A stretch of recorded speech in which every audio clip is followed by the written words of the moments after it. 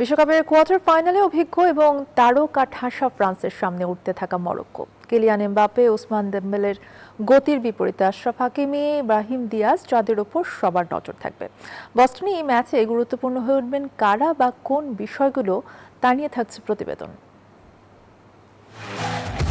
বিশ্বকাপের শেষ আটের শুরুতেই হাই ভোল্টেজ ম্যাচে মুখোমুখি গত আসরের ফাইনালিস্ট শক্তিশালী ফ্রান্স, অন্যদিকে আফ্রিকার ভরসার প্রতীক মরক্কো। কোয়ার্টার ফাইনালে কাগজে কলমে ফ্রান্স এগিয়ে থাকলেও ম্যাচের ভাগ্য নির্ধারণ হতে পারে কয়েকটি গুরুত্বপূর্ণ বিষয়ের উপর।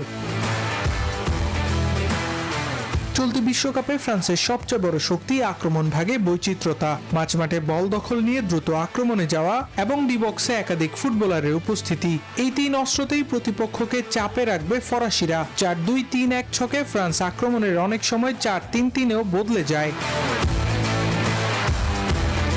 তবে সবচেয়ে বেশি স্পটলাইট থাকবে কিলিয়ান এমবাপ্পের উপর। তার গতি, 1:1 ড্রিবলিং এবং বক্সে ঢোকার ক্ষমতা থামানোই হবে মরক্কোর সবচেয়ে বড় চ্যালেঞ্জ। তবে শুধু এমবাপ্পেকে আটকালেই চলবে না। ফর্মের তুঙ্গে থাকা ওসমান দেম্বেলে অন্য প্রান্ত থেকে চোখ ধাঁধানো ফিনিশিংয়েও যেতে পারেন। মাঝমাঠে চুয়ামেনি, অ্যাঙ্গোলো কান্তে ও আদ্রিয়া রাভেও ফ্রান্সের ভারসাম্য রক্ষা করবেন। অন্যদিকে মরক্কোর শক্তি দলগত রক্ষণ। শেষ আটে ওঠা আফ্রিকান দলটি দেখিয়েছে তারা শুধু রক্ষণে নয়, আক্রমণেও ভয়ঙ্কর। 4-1-4-1 কিংবা 4-5-1 ছকে কম্প্যাক্ট থেকে ফ্রান্সের আক্রমণ থামিয়ে দ্রুত পাল্টা আক্রমণে যেতে চাইবে তারা।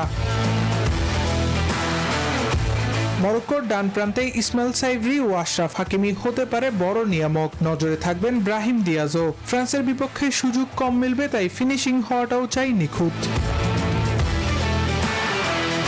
ফুটবল বিশ্ব এখন তাকিয়ে বস্টনের দিকে। আরেকটি অঘটন নাকি আবারও ফাইনালের পথে এগিয়ে যাবে ফ্রান্স? উত্তর মিলবে শেষ আটের এই মহারণে। আবরার আল দাইয়ান, নিউজ 24।